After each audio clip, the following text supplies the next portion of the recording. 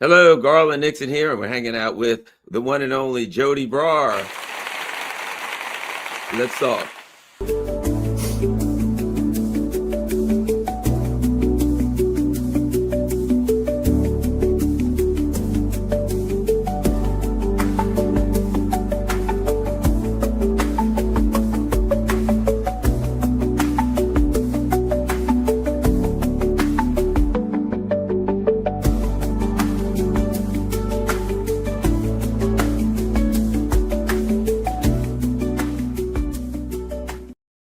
Hello, Garland and Joti here, and it's Tuesday morning, and we are here to, have a discussion. There are a lot of people who are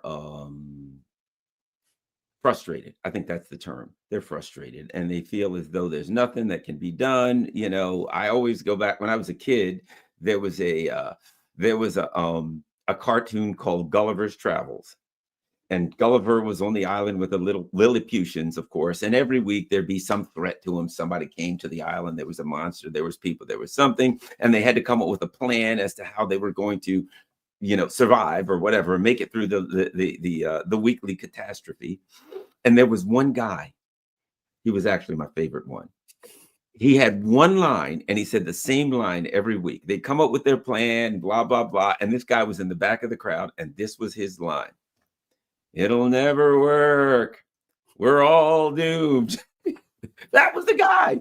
That's all he said. It'll never work. Well, there's no shortage of it'll never work. They're all doomed people out here. And you'll certainly understand it. I mean, look at this monstrosity we're up against. The West is in collapse and trying to drag us into war. We look around at our friends and sometimes family, and they're brainwashed.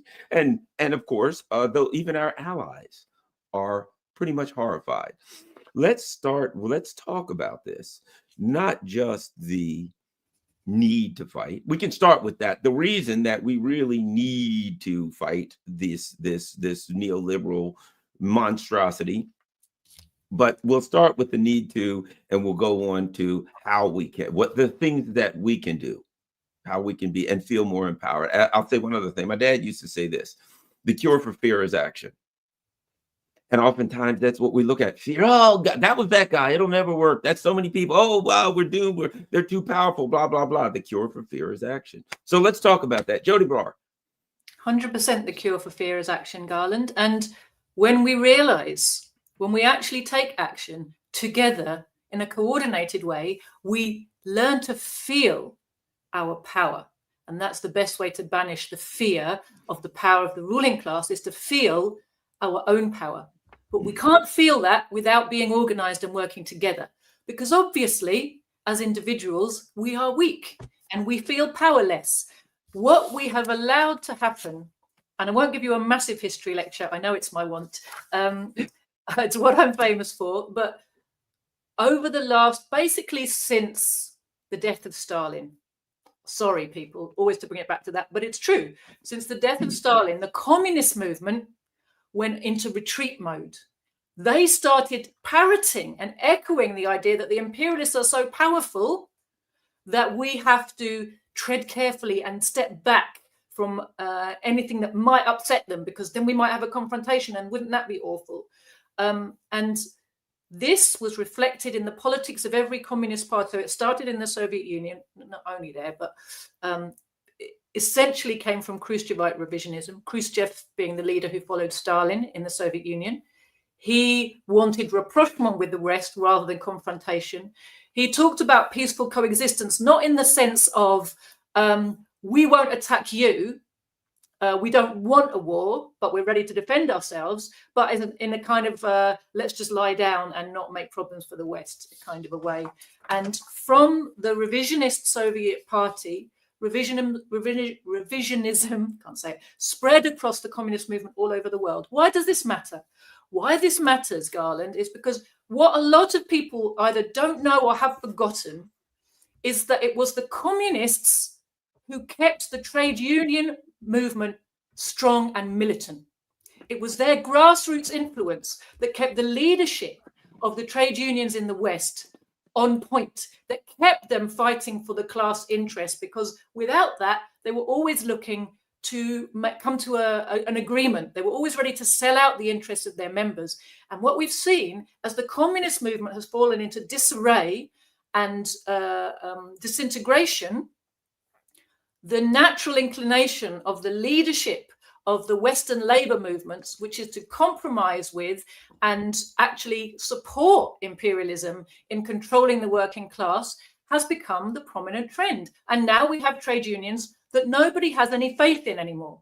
We have trade union leaders who aren't trusted by the membership. We have trade union leaders that in Britain, they get knighted and given honours and kicked into the House of Lords at the end of a long career where the one thing they weren't doing was fighting for the working class, right? We have a totally compromised leadership of the whole of our trade union and supposedly anti-capitalist, anti-war, anti-imperialist, whatever, anti-austerity mass movement of the working class. All its organizations are under the control of this fake opposition, this controlled opposition leadership, which Lenin described these people as the labor aristocracy.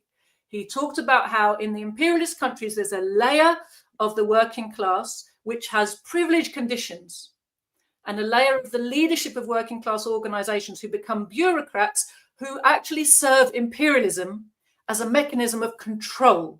And the reason they do that is economic. It's because they are benefiting. They get some crumbs from the table of the rich men, and they have a better life. And their life is dependent on their nice life, their holidays and their cars and their whatever, private health insurance is all it comes from retaining the system of imperialism. It comes from the crumbs from the table of the imperialist class. And so they are loyal actually to imperialism. They serve imperialism. These are the people who founded the Labour Party.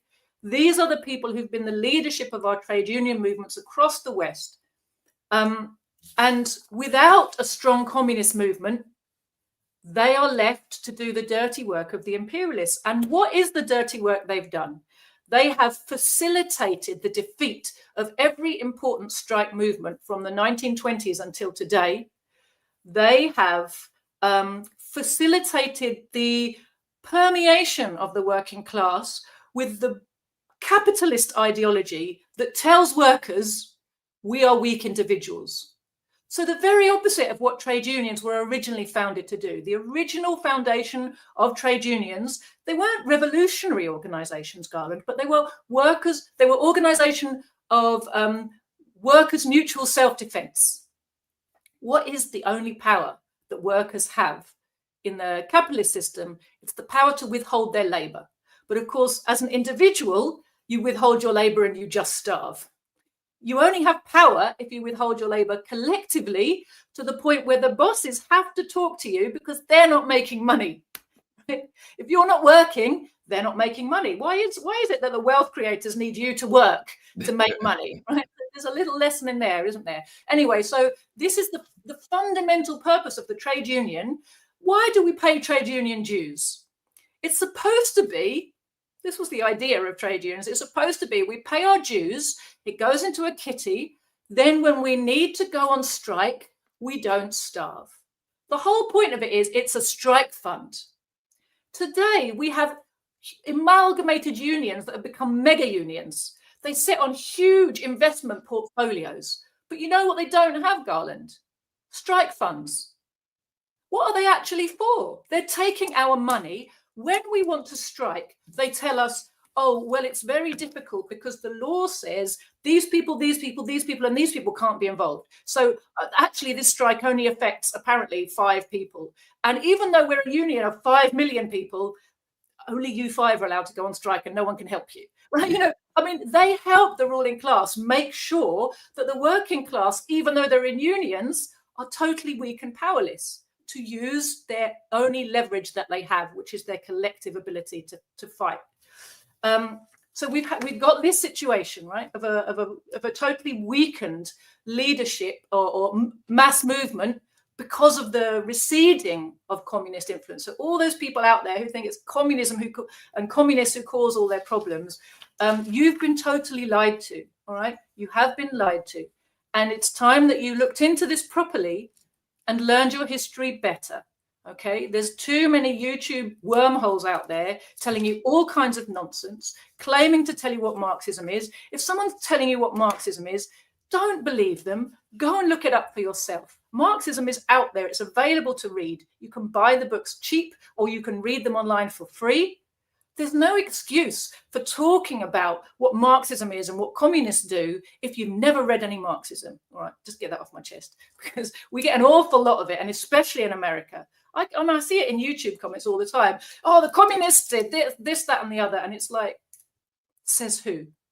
Based on what information? Now they just call anything they don't like Marxism. I used to have a guy that would come on one of my radio shows, and I called him the Marxist guy because everything was Marxist. He's like, yeah, people, they're not even friendly in my area anymore. They don't even shake your hands. There's Marxists everywhere. And I ended up asking him, have you ever read Marx? He's like, no. I'm like, well, I have. So I have the ability to discern what is and isn't Marxism, and apparently you don't. Yeah, but let me say this. Here's something I keep telling everybody. Go back to the empire of lies speech. Here's what you started off with. This was Vladimir Putin. Here's what he said. It is a fact that over the past 30 years, we have been patiently trying to come to an agreement with the leading NATO countries regarding the principles of equal and indivisible security in Europe.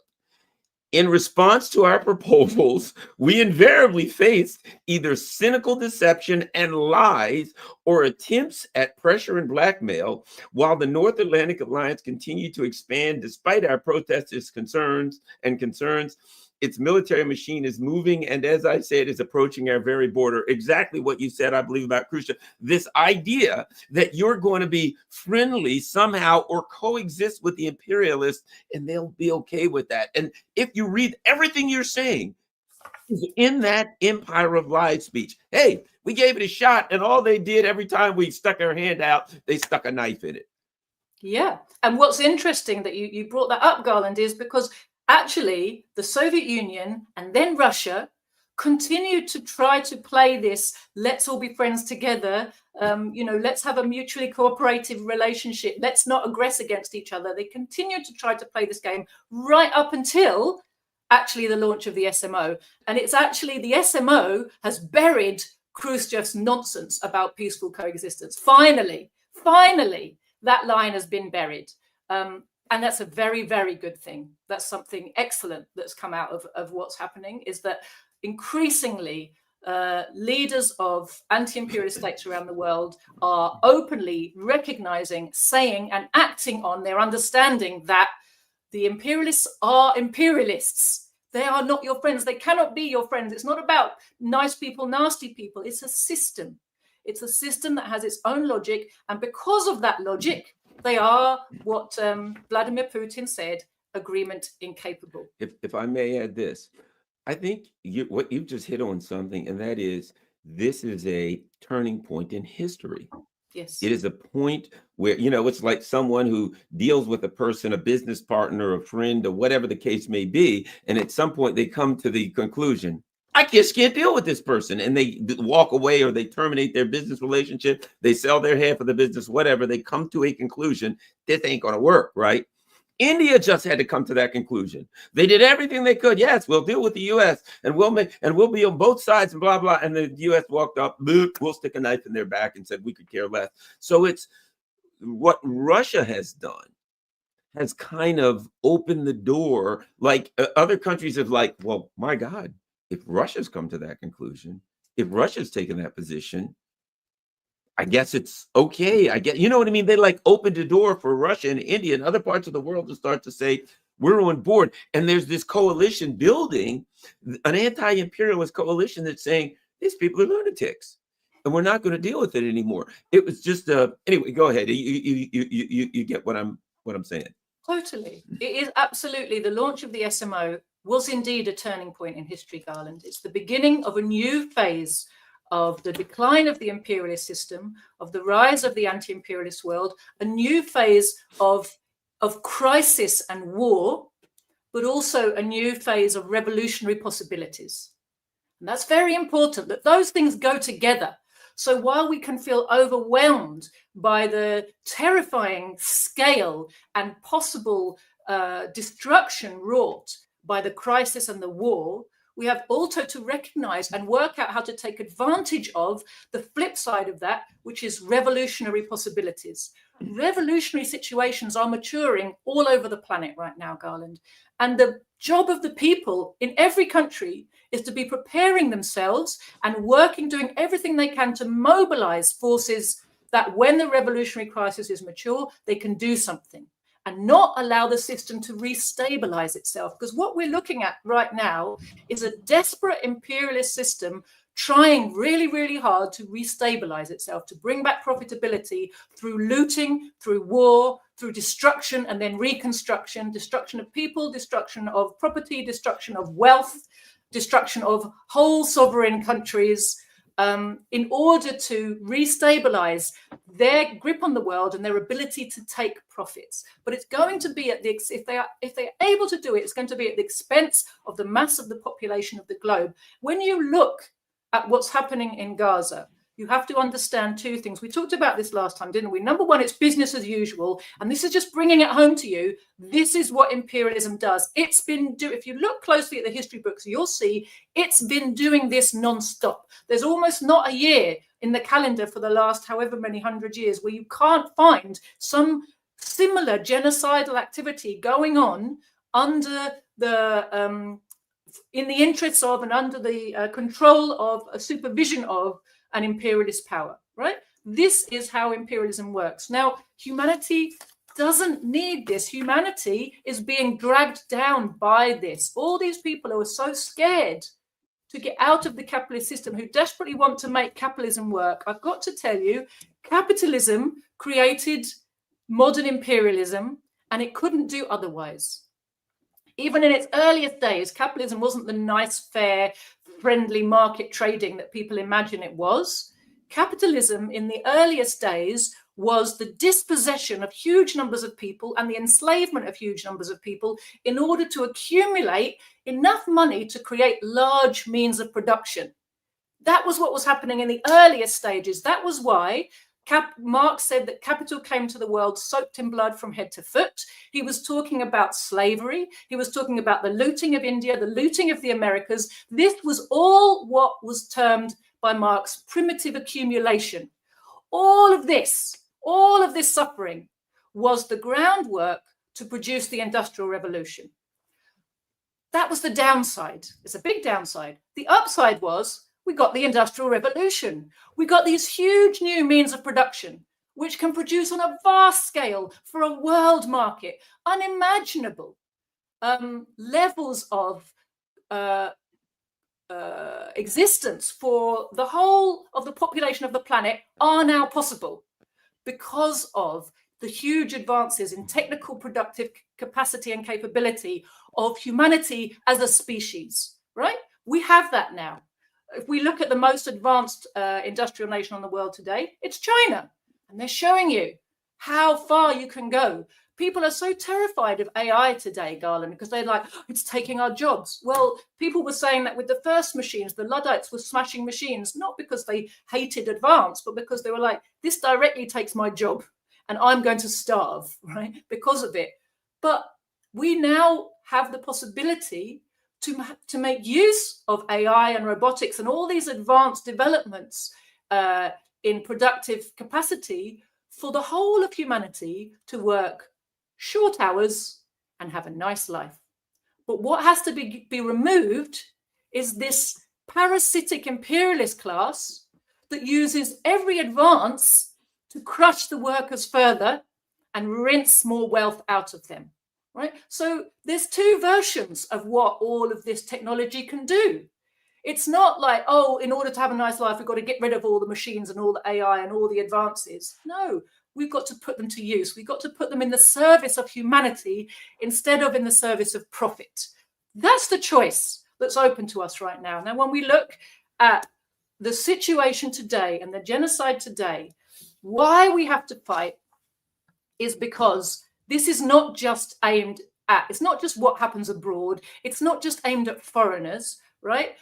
Imperialism doesn't care whose lives it destroys. It does its best to keep things more stable on the home front, simply because that makes it easier for it to wage its wars abroad. So we've talked about this before, haven't we? That there's this horrible kind of devil's bargain that you make when you accept that deal as a worker in an imperialist country. What you're saying is, give me a couple of paltry crumbs and I will pretend I can't see your hideous crimes, right? That's the deal. Okay, but even that, for the capitalist imperialist system, because of the contradictions of the way that the system works, the system of production for profit, even that is not sustainable. There are good times, we saw them after World War II, where the workers get enough of a bribe that they very happily look the other way to all the crimes. Carry on killing workers in Malaysia, carry on killing workers in Kenya. I won't look. Carry on killing workers in Palestine, in India. I won't look. In Ireland, I won't look because I'm getting a nice life right now. But what happened? It's not sustainable. The crisis comes, and all of that experience our ruling class has suppressing and controlling populations abroad through brute terror and force and violence comes back home to be used against the population who's starting to feel angry and upset about the fact that their life is starting to look a bit like the life of workers abroad. Previously, when it didn't look quite so much like it, they were prepared to buy into ideas of, British chauvinist ideas or Western chauvinist ideas, say, well, we're just better.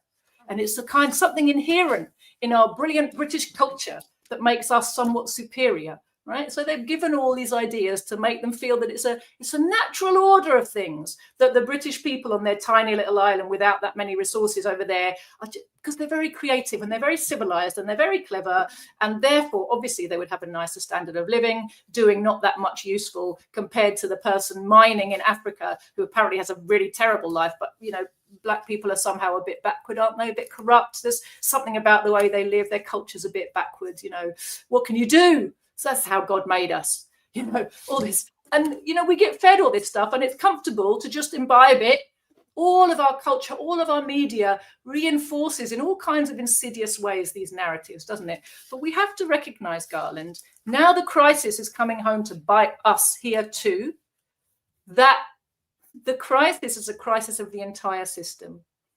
And the imperialist system will always keep the workers down and make the exploiters rich at their expense. And even I had a comrade, Godfrey, God bless his soul, he's gone now, but he wrote the most wonderful poem about this question of imperialism. And he was talking about two of the martyrs of the Indian liberation struggle and talking about how he had been brought up not to see that workers in India were like him because they had a different skin color. And he talks about imperialism and he said, it's a small comfort that the boot that stands across the sea is heavier than the boot that stands on my head. He said, the lightest boot is heavy and the prize of freedom is great. And those are lines that always stay with me, Garland, because they're beautiful and they really sum up our situation. We workers have far more in common with the workers abroad, even if they speak different languages, even if they have a different religion, even if they wear different clothes and eat different food, we have far more in common with those workers than we do with our exploiters who try to tell us, again, as Godfrey said in his poem, we should not be dazzled by shared whiteness of the skin. They try to tell us that our culture is one culture. We're British, we're white together, we're part of the master race, all this kind of crap. They try to make us feel that there's one type of Britishness and we're all in it together, but there's not. In every country, there are two cultures. There's the ruling class's culture and there's the working class's culture. And all around the world, working class culture has more in common than it does what separates it, fundamentally.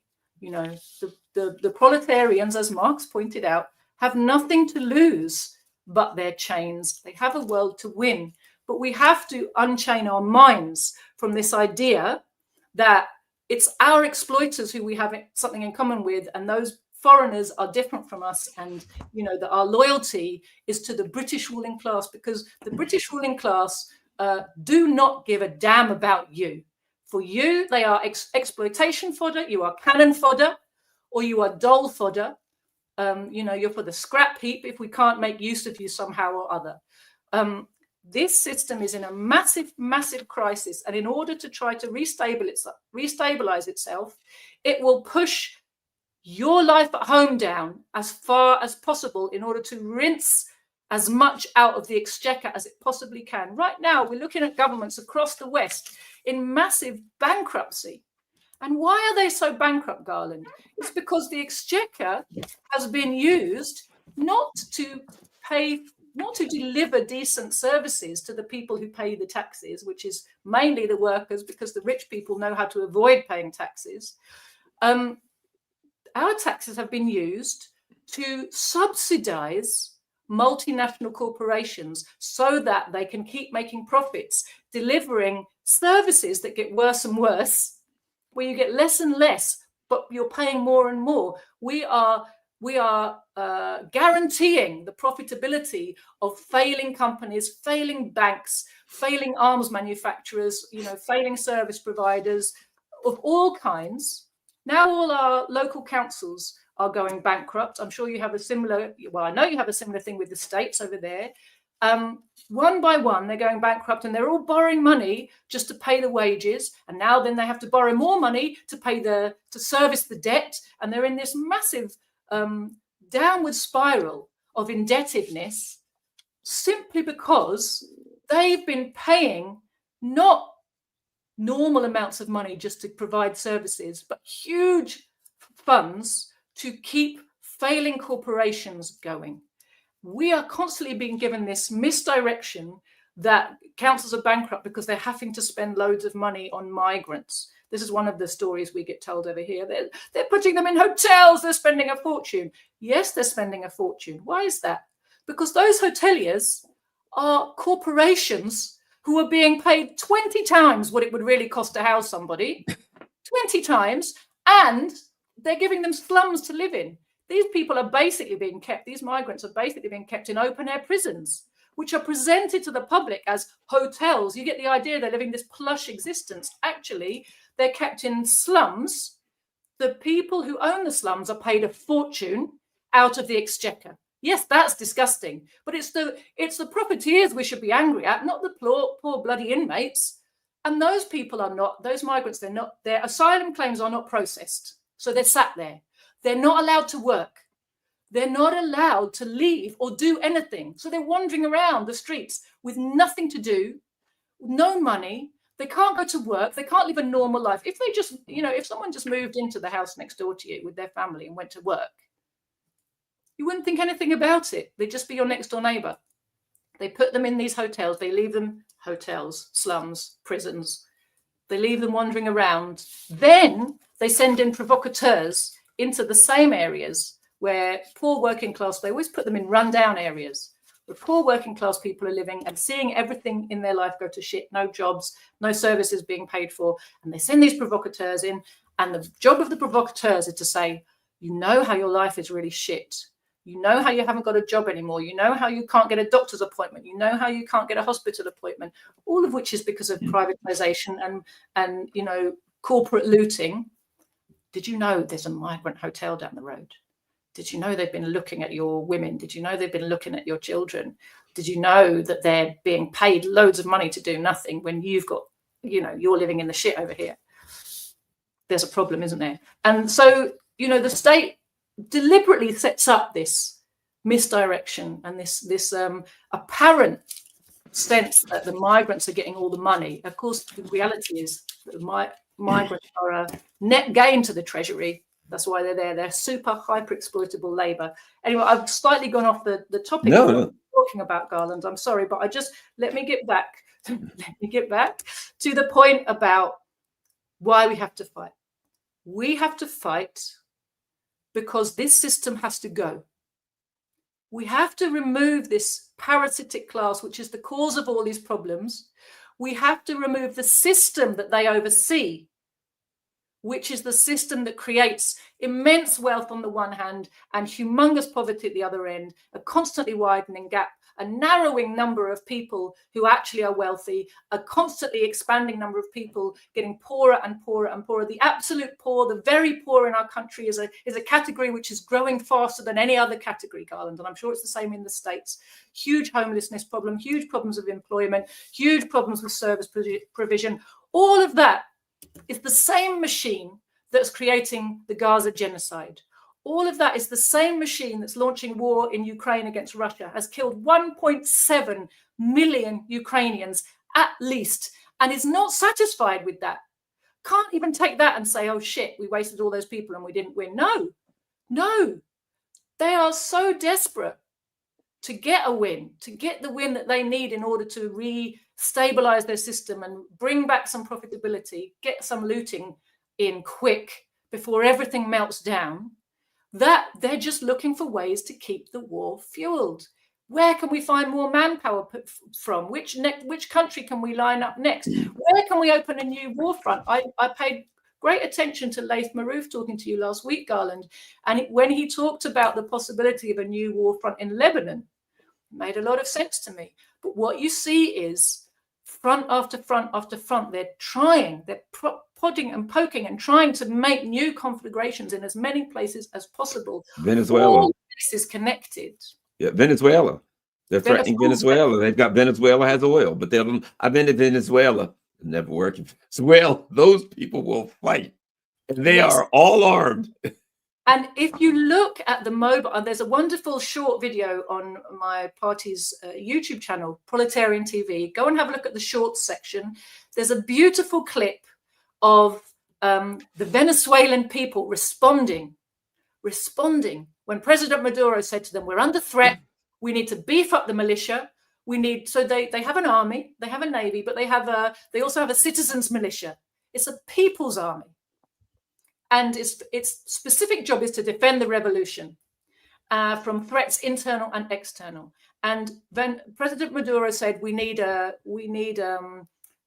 recruitment drive to beef up the numbers of the people civilians who are in the militia. More people need weapons training. More people need to be engaged with this force. We need maximum preparedness because the US imperialists are threatening us once again. It's a very real threat. It's a very possible invasion force.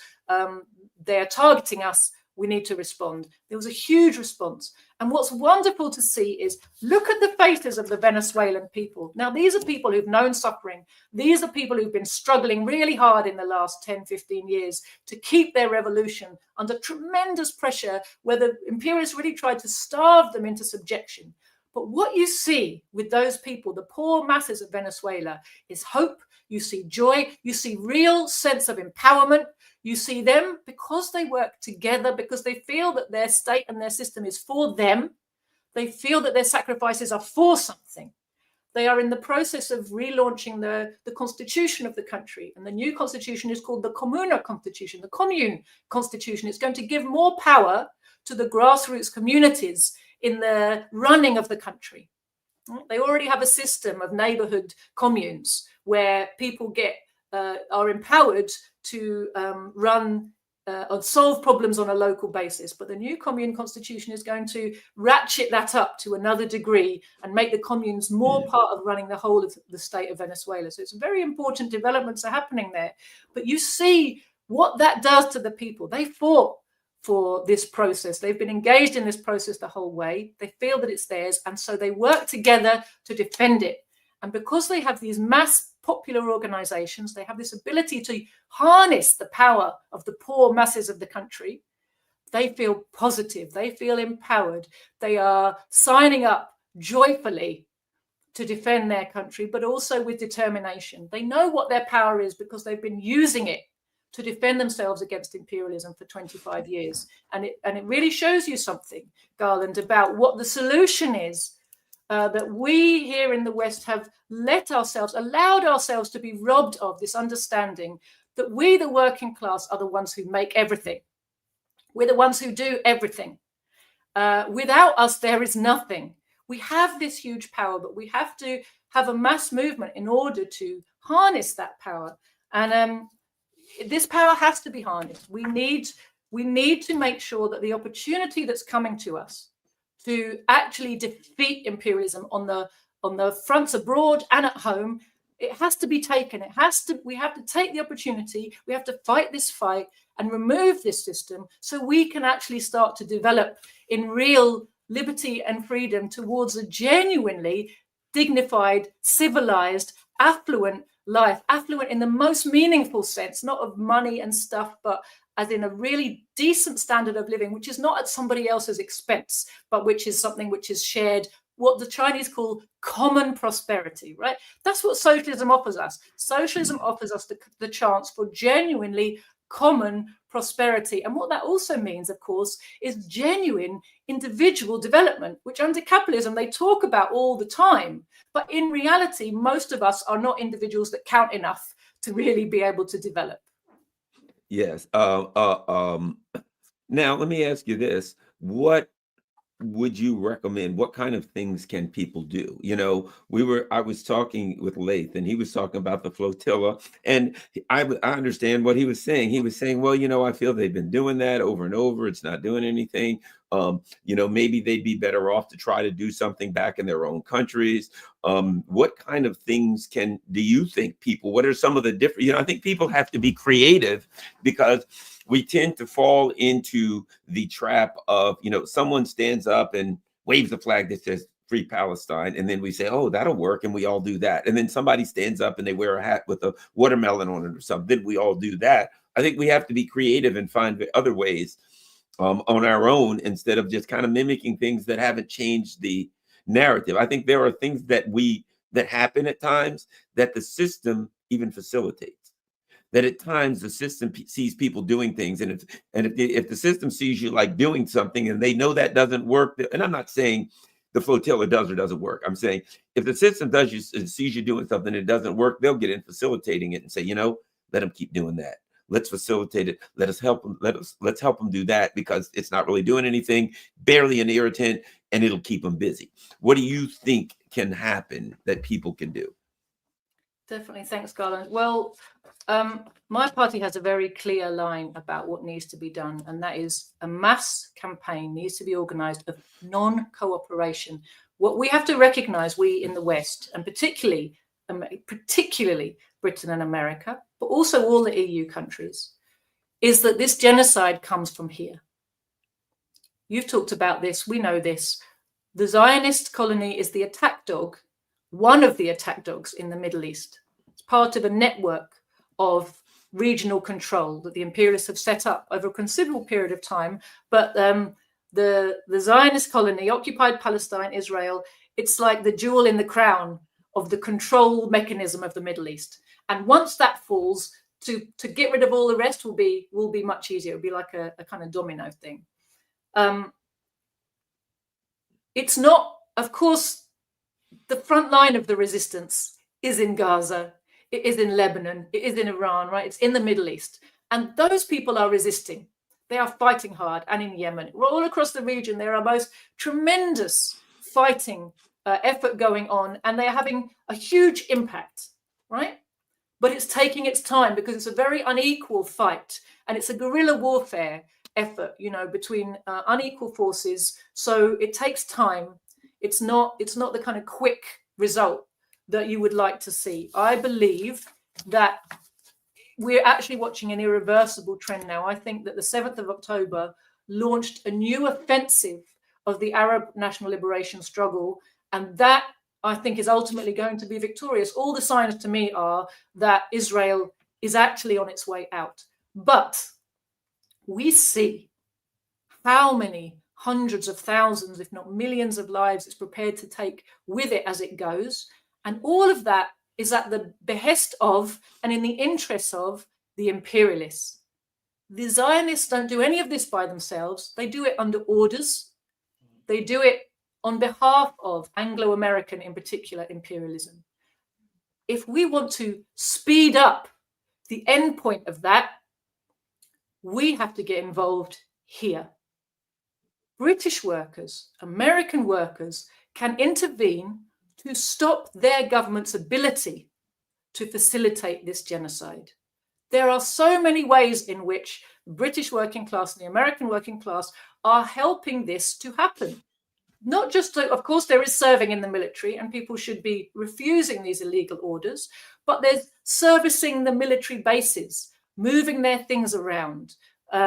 There's all kinds of technological and arms industry partnerships and interactions with between the two or three states, between Britain and Israel, between America and Israel. This whole machinery that keeps the Zionist colony afloat. For example, the British military right now is flying daily flights from Cyprus over Gaza to gather intelligence to hand to the IDF so they can do their targeting in terms of assassination or in terms of just wiping out populations. So it's a direct involvement of the British military. There'll be lots of people in Britain who have some knowledge of or connection with how those bases in Cyprus works. It's not something far away. It's a part of the British military machine, and part of the servicing of that will be happening in Britain. And there'll be all kinds of companies which are working with and for the genocide machine. One of the things that the British establishment was very peeved about, to put it mildly, was when Palestine Action, who they've now prescribed, as as a terrorist organization, we'll come back to that later, right? But Palestine Action made a point of finding out all the companies that were in any way cooperating with the Israeli arms industry. Now, that's how they picked their targets. And a lot of them, there were various degrees of cooperation. So there were things like people who are making websites for Elbit, who's a big arms manufacturer, right? Or people who are letting them have office space, right? There's a whole load of ways that people are cooperating. So there's other things too, right? When it comes to the Israeli economy, for example, we know we don't want to see Israeli produce on our supermarket shelves. Now, the traditional call has always been individual boycott. Don't buy Israeli. There's a much more effective and powerful way to stop people buying Israeli, and that's for the shop workers' unions to say, we won't put Israeli products on the shelf. It's not your individual's problem to come and read the labels and choose, make your consumer choices about what to buy. The shop workers say, no.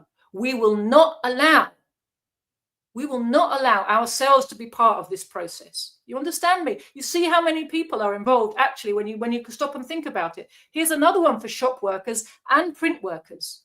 We will not allow lies that normalize Zionist crimes, this war crimes, to be sold, right? We won't put out a single newspaper that's got a headline that's normalizing this genocide. So the shop workers shouldn't put them on the shelves. The print workers shouldn't print them. We won't allow this machinery of lies to just continue unhindered, like it's nothing to do with us, but actually we're all, so many of us, facilitating it. What about the people who are uploading stories to a website for a newspaper they work for? What about the cameramen who are standing in front of a journalist who's spouting this bullshit, right? All of this, every single one of those people. Now, as individuals, you protest, you get sacked. The demand must be that the unions have a policy. Anyone who's interested can come to my party's website. That's thecommunists.org.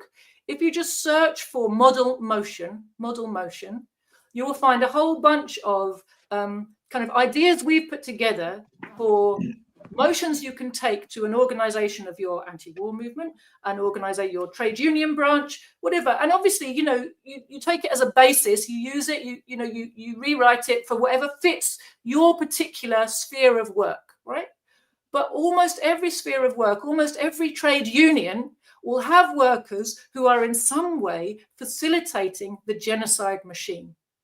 If every trade union and the trade union Congress, if every anti-war group, every mass organization of the working class takes an official policy that all our members are going to refuse to cooperate with this machinery, they can't lock us all up, Garland. They can't criminalize us all. They can't sack us all. They have to go into reverse. It's a bit of a joke for people who watch the Duran that the Alexander Mercouris has this little catchphrase where he's talking about the imperialists. He doesn't call them that. He says, oh, these globalists, they've got no reverse gear. No reverse gear. Well, they do have one, but we have to force them into it. They only understand one language. It's the language of force. When it comes to the working class, our ability to force them is in the power of our numbers and the determination with which we are organized. Now, I talked earlier about the fact that we have got a totally bankrupt leadership. Here's a recent example of how bankrupt the leadership is. We had this small demonstration of 500-600 people in Parliament Square, organized by a campaign called Defend Our Juries. And they were protesting the prescription of Palestine action, and they held up signs, and most of them were like little old ladies, right? They held up signs that said, I oppose genocide, I support Palestine action. That now is a terrorism offence in Britain. 550 odd people were arrested from that demonstration, right? But that demonstration was too small, and they were left isolated. On the same day, in another part of London, the Palestine Solidarity Campaign apparently had about 750,000 people. Now, if all of those people had been in Parliament Square with the same sign, then you see the limitations of the state machinery, don't you? Right? Then you're in a position you can start to really push back and say, this is an unjust law and it must be overturned. We can't have civility before a law which is made by our enemies. We have to recognize this is not a law that's trying to protect people from murderers. This is a law that's trying to stop. How about this? It's trying to protect murderers from people.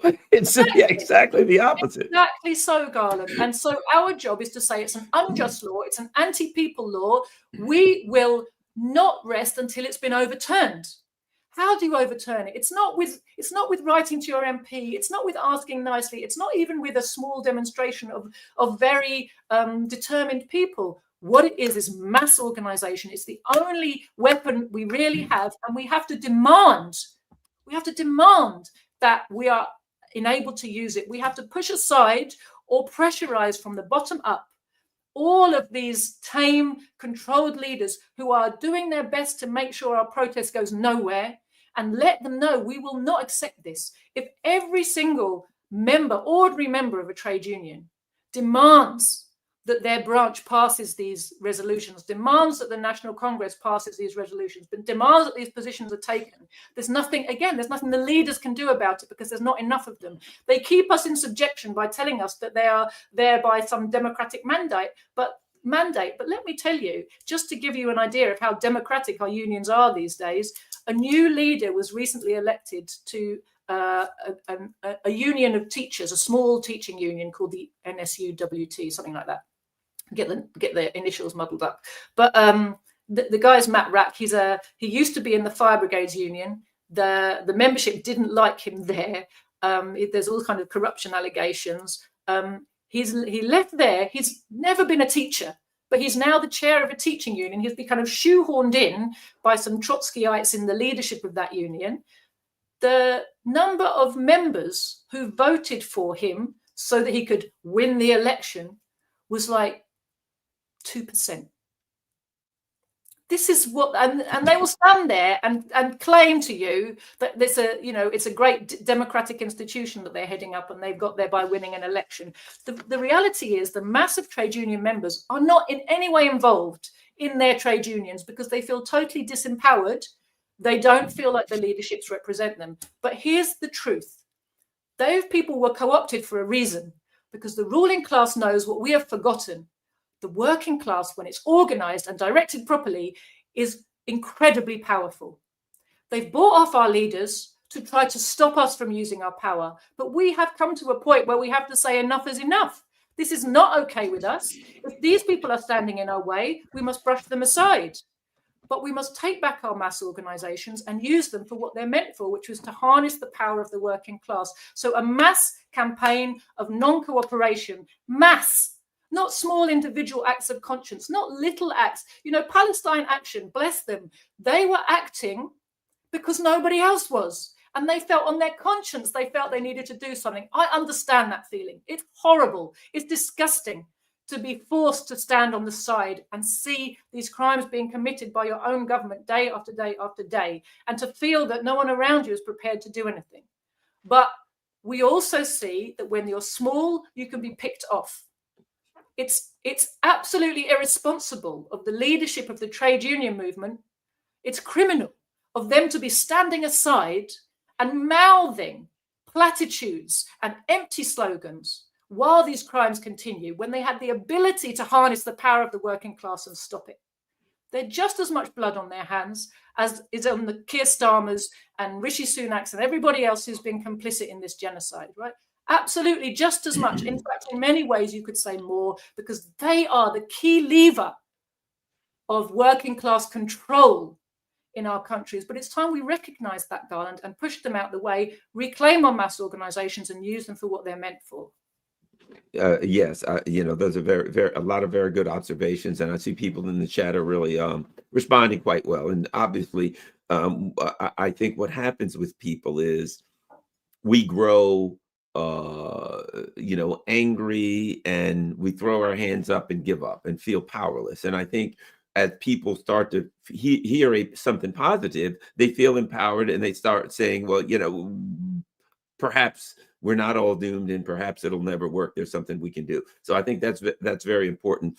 I tell you, I just keep telling people they have to go back and read the Empire of Lies speech. Yeah, they have to go back and read it, because you understand. I think a lot of people don't understand the dramatic nature of the world changes that are going on right now. Both the UK. This is what I always say. Every time there's a world war, the same three, the UK, France, and Germany are right there in the middle of it. Every stinking time there's a world war, those three are there, right? Who's going bankrupt right now? The UK, France, and Germany are right there. What's interesting is there's no honor amongst thieves, because the US is like, yeah, you guys, things aren't looking good for you. So let's sign a deal where you buy everything from all your oil and gas from us at advanced prices, at extreme prices. So as bad as things look for them, their so-called patron, the US, is making it worse. Rather than do anything to help them, the US just looks at them and says, you guys are our vassals, you're our allies, whatever you want to call it, you're on our side. So how can we suck you dry and take the last bit of blood out of your veins? It's amazing. You start understanding World War I, for starters, where they were all just fighting each other over who get to steal the goods. And now they're just the US is just like, the one that's the most powerful is the one that says, anyone less powerful than me, well, I'll just take you out so that I can survive a little bit longer. Absolutely. As you said, Garland, and have said many times, there is no honor amongst thieves. The imperialists essentially are thieves. And the imperialist system is one where, again, the capitalist system, right from its very earliest days, has never, ever, ever been a level playing field. It's the cry of the people who wish capitalism could be made fair is, we need a level playing field. There never, ever was a level playing field. There were always discrepancies, and those were always utilized as business advantages for the strong to get stronger and the weak to be pushed out. That has been the story of capitalism throughout its entire history, and that is a process which every crisis accelerates and advances. So that's exactly what we're seeing. We did talk about it a bit last week, didn't we? That with the deepening of the crisis, the economic crisis, global economic crisis of capitalism is what we are fundamentally looking at. The war is a symptom of that. The high cost of living is a symptom of that, right? The asset bubbles, the stock market craziness are a symptom of that. At the root of it all is a global economic crisis of overproduction. Overproduction crisis is clogging up the world's markets, making it impossible to sell goods, and making it harder and harder for capitalist concerns to make profit, right? To sell their goods and realize the profit that they've been expecting. And to keep profitability going is the only concern of any capitalist. That is the only reason they do anything, is to keep profit coming. And what we're looking at now is a deepening, probably the worst ever crisis the capitalist system has ever seen, worse than the 1930s. And we know what the 1930s led to, right? So this is built into the bones of the capitalist system. And there is no honor amongst the thieves. Everything fundamentally ends up making the workers suffer more. But even amongst the exploiting classes, there's a constant battle, and the more the crisis bites, the more vicious becomes the battle between the exploiters for the survival. To survive as an imperialist, you've got to make sure you are getting as much of the loot as possible. And that means elbowing others out of the way. And it doesn't matter who the others are. They're not all in it together. Nobody's all in it together fundamentally. They're in a battle for survival. They see each other as competition, and the workers as I said, exploitation fodder, cannon fodder, or scrap heap, useless eaters, as they like to call us, despite the fact that without us, they would have absolutely nothing at all. They are the useless eaters, in fact, not the working class. But it's as with so many aspects of this system, Garland, particularly of the ruling class and how it operates with its narrative construction. There's so much projection going on, isn't there? There's so much, what they accuse others of is what they in fact are guilty of themselves. When you see the horrific, pornographic and terroristic and violent things they come out with and project onto others, it's like it's a guilty conscience. This is the way they act all over the world, and they are projecting it onto others and then holding those people up as bogeymen while they stand there in their very nice Ralph Lauren suit, like butter wouldn't melt in their mouths, and they're the bringers of civilized values, But the reality is quite otherwise. Well, I think we can end up with one last thing, and that is this. What you're talking about, the need for people to mobilize together as a group, that the strength in groups.